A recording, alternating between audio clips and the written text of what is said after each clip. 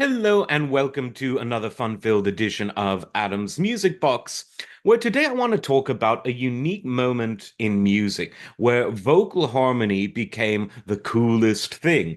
Now, vocal harmony is both the simplest and the most complicated of all music because it's simple in the sense that you can create orchestral type of emotions, tensions, resolutions. You can create something that's bigger than the individual pieces. The sum, the whole is bigger than the sum of the individual parts. But it's the most complicated because nothing requires more listening and more control over one's own voice, that most complex and mysterious of all instruments, and yet the most immediate and accessible simultaneously. One needs such control over it and such good listening ability in order to make it work. But in the mid and late 60s, that's just what happened because harmony was king, and vocal groups that specialized in harmony were very much in vogue and at the top of the pop charts. And I can't think of another moment where groups where harmony was really the calling card were so front and center. Now, vocal harmony in particular, is always present in music to some degree.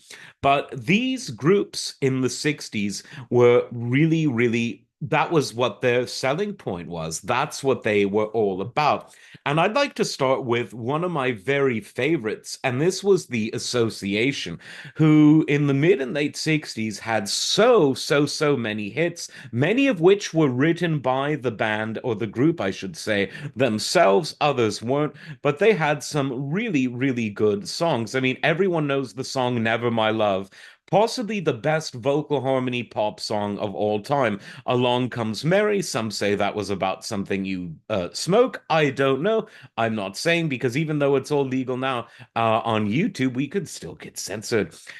Cherish was another love song that they did that was very, very popular. Windy, wonderful example of vocal harmony. It's been covered by various people, but never quite as good as The Association. Um, One thing that was interesting about this band is they had so many hits in such a short span of time that in 1968 the record label rushed to roll out a greatest hits album for them only 2 years after their first hit, which might not be the mark of confidence of them lasting into the future because there's always the sort of notion of being cursed if you put out a greatest hits album too early on, but not many bands in 2 years even have enough hits to put out a greatest hits album, but the Association did. And while they continued on into the 70s, it was this golden era of vocal harmony where they really shone the most. One of the very first bands to promote this style, and well, not promote, but to popularize this style was the Mamas and the Papas, who released their first album in 1968, and it was just chocked full of hits, most of them written by members of the band. The quartet of vocalists, obviously Denny Doherty, John Phillips, and the two female vocalists, Michelle Phillips, married to John, and Cass Elliot, otherwise known as Mama Cass, a legend in her own right, who was part of that 27 Club along with Jimi Hendrix and Jim Morrison and who else? Janis Joplin. I think some of them were a bit older than 27, but you get the idea. They died young and they did so in the late 60s or early 70s. But there were just so many interesting songs on this album that were big hits. Monday, Monday, a huge hit.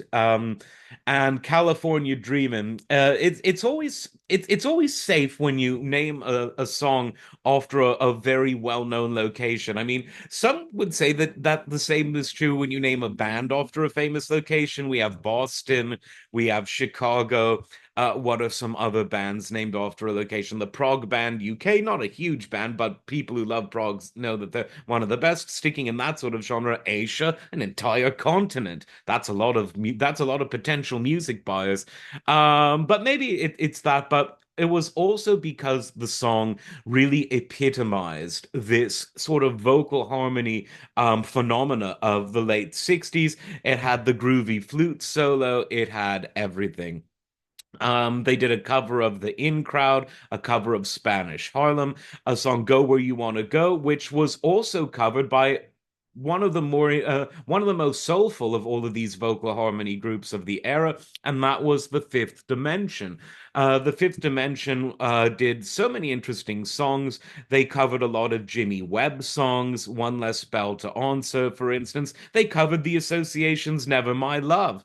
And of course, the most well-known song, because it was sort of their calling card, was Dawning of the Age of Aquarius, Let the Sun Shine In. And that was sort of typical of the 60s. But because vocal harmony is so non-threatening in many ways compared to more heavier guitar or keyboard driven music, that became popular even among the people who thought that the whole sunshine thing was a bit over the top. But hey, it was that era.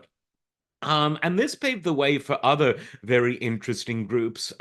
Because around this time, Minnie Riperton, one of the finest vocalists ever, I've done a video on her.